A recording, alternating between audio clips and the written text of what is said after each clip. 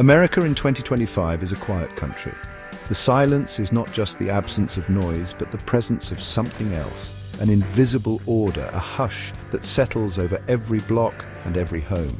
The government calls it safe. They say it's the dawn of a new era where peace is engineered and danger is a relic of the past. The streets are spotless, crime is rare and people smile, but their eyes rarely meet. There's a practiced politeness, a carefulness in every gesture, as if everyone is aware of being observed. There's a stillness, a sense of being held, watched. The air itself feels different, as if it carries secrets from one corner to the next. Every conversation, every purchase, every step is recorded, logged and analyzed. The city's heartbeat is measured in data, not in laughter or shouts. We traded chaos for order, privacy for security, and now live in a digital prison many mistake for comfort. The boundaries of our lives are drawn by algorithms and invisible lines. Cameras are everywhere, hidden in streetlights, building corners, even garden gnomes. There's no such thing as a private moment anymore. At home, smart devices listen for more than commands. They listen for dissent. The walls have ears, and the silence between words is just as telling as the words themselves. Our online lives are open books for government review. Every search, every message, every fleeting thought typed into a device is stored somewhere, waiting to be examined. We were promised protection from threats, but the system itself has become the threat. The line between guardian and jailer has blurred. The change was gradual, like a tide rising unnoticed until we were submerged. It crept in quietly, disguised as progress, until resistance felt impossible. People adapted, learning what not to say, what not to search, how to perform for the cameras. Self-censorship became second nature, a reflex as automatic as breathing. Children know nothing else. Constant monitoring is their normal. They grow up under watchful eyes, never questioning the presence of cameras in their classrooms and playgrounds. Schools teach that privacy is selfish, that safety outweighs secrets. The lessons are clear. Trust the system and you'll be safe. The new fear isn't of crime, but of saying the wrong thing, of a low social trust score, of being misunderstood by an algorithm.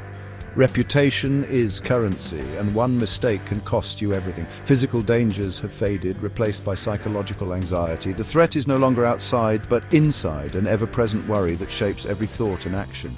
We are safe from harm, but not free to be ourselves. The cost of safety is authenticity, traded away for the illusion of peace. This is the bargain America made. Comfort in exchange for freedom. Under the WatchTower's gaze. The flag still waves, but its meaning has changed. The hum of surveillance is everywhere, shaping every moment. It's the background noise of our lives, a constant reminder that we are never truly alone. We are told it's for our own good. The message is repeated until it becomes truth, echoing from every screen and speaker. But beneath the calm, a quiet unease grows. People sense what's been lost, even if they can't name it. The cost of safety is the loss of self. In the mirror, we see not just our faces, but the shadow of the watchtower behind us. We live with the consequences every day. The watchtower never blinks, and neither can we. Not if we want to survive in the quiet hum of a nation watched. It started with a virus, a pandemic that brought fear and chaos. Overnight, the world changed. Streets emptied, routines shattered, and uncertainty crept into every home. The government promised safety and control, introducing the Health Security Initiative. Leaders assured the public that these measures would protect lives and restore order. Phones traced contacts, facial recognition enforced mandates. Technology became the frontline defense, monitoring every movement and interaction. It felt logical, necessary, and temporary. Just 6 months, they said. The promise of a return to normalcy was dangled like a lifeline. But new variants came, fear lingered, and the system stayed. Each extension felt justified, each new rule a response to the unknown. Public health became public safety. Tracking threats became tracking everyone. The line between protection and intrusion blurred. Exhausted, most people agreed, anything for normalcy. The desire for safety outweighed the discomfort of being watched. Temporary measures became permanent fixtures. What was once extraordinary became routine, woven into daily life. The media unified, praising the new systems and shaming dissenters. Public opinion was carefully shaped. Dissenting voices drowned out. Questioning surveillance was labeled unpatriotic. To resist was to endanger others. To doubt was to betray. The debate was framed: order or chaos, safety or sickness. Most chose safety, believing it was the only way forward. The Health Security Initiative laid the foundation for control.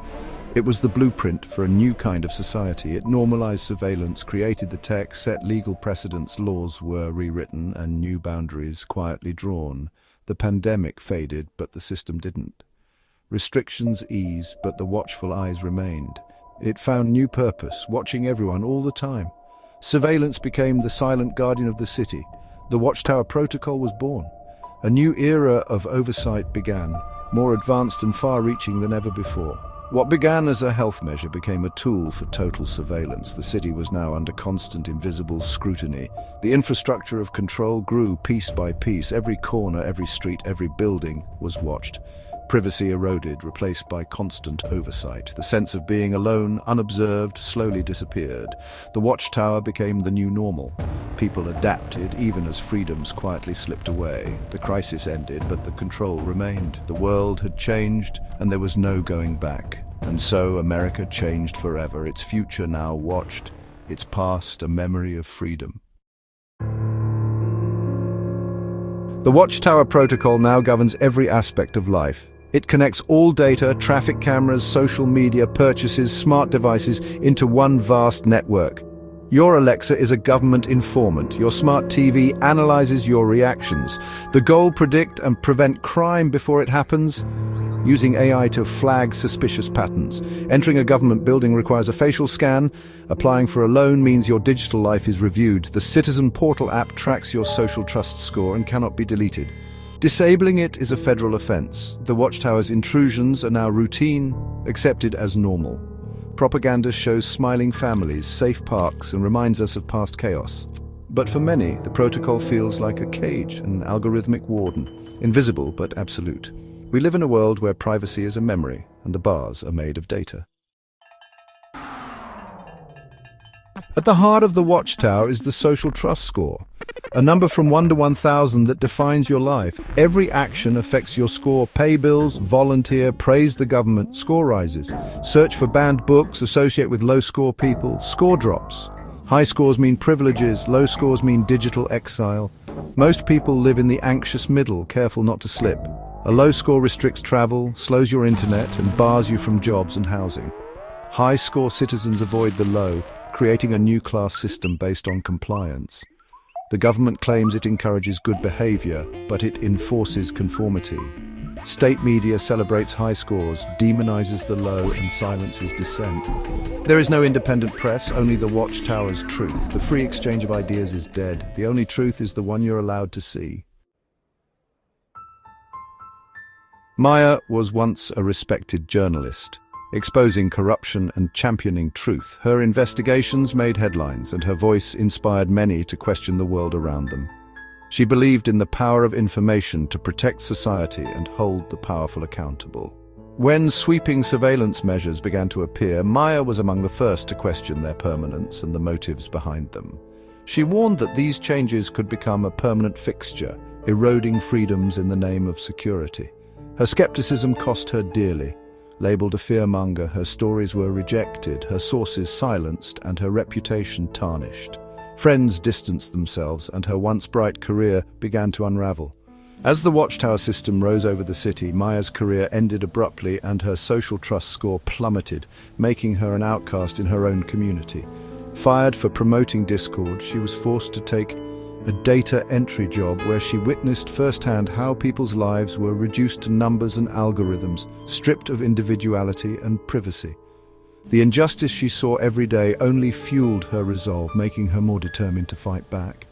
Unable to fight from within the system, Maya transformed into an underground activist, a ghost in the machine, working in the shadows to resist the growing control. She erased her digital identity, lived off-grid, and used encrypted channels to communicate and survive, always staying one step ahead of those who hunted her. Her mission was clear: to remind people what they'd lost: privacy, spontaneity, the right to dissent, and the freedom to simply be themselves. She knew the risks. Capture meant digital erasure, the loss of her very existence, becoming a non-person in a world ruled by data. But for Maya, the fight for freedom was worth any risk, no matter how great the cost. she became a whisper of defiance, moving quietly through the city, determined to spark change and awaken hope in others. The greatest strength of the Watchtower was not its technology, but the public's quiet acceptance and willingness to look away. Maya set out to break that spell, determined to remind the world that freedom is always worth fighting for. Maya's resistance was subtle, small disruptions, not grand gestures. She manipulated data streams, transit schedules spelling freedom, news tickers flashing forbidden poetry. These glitches were dismissed as errors, but they were signals, messages to the discontented. She leaked evidence of algorithmic injustice, inspiring others to question the system. Small groups formed, using her guides to resist data strikes, secret messages, physical networks beyond digital eyes. Maya never met them, but her actions rebuilt a culture of trust and bravery. Her signals were seeds of hope, proving the system could be challenged. One person's courage became a movement's spark.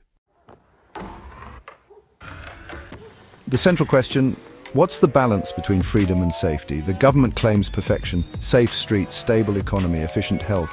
They say privacy is a small price for peace, but the cost is our humanity, the freedom to err, to think, to be private.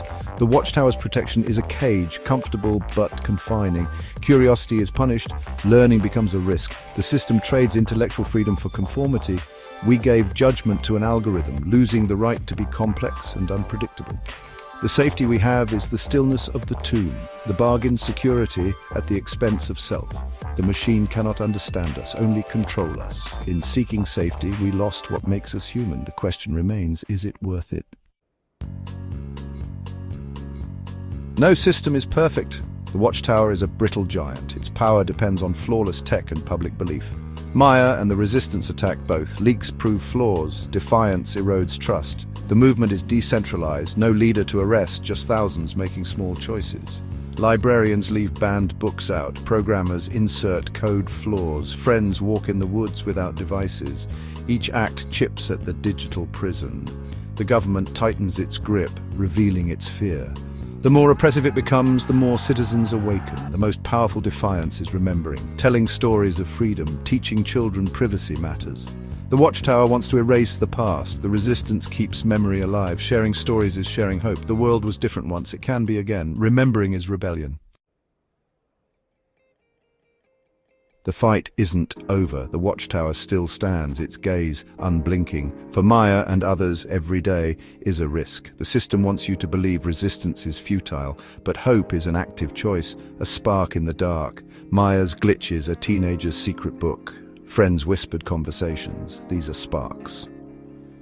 Alone, they seem small. Together, they grow into light. The journey to freedom begins with unease, grows into questioning, then defiance, then movement. The goal, a future where technology serves humanity, not the other way around. The Watchtower's story is a warning and a testament to the resilience of the human spirit. As long as one person lights a candle in the dark, hope for dawn remains.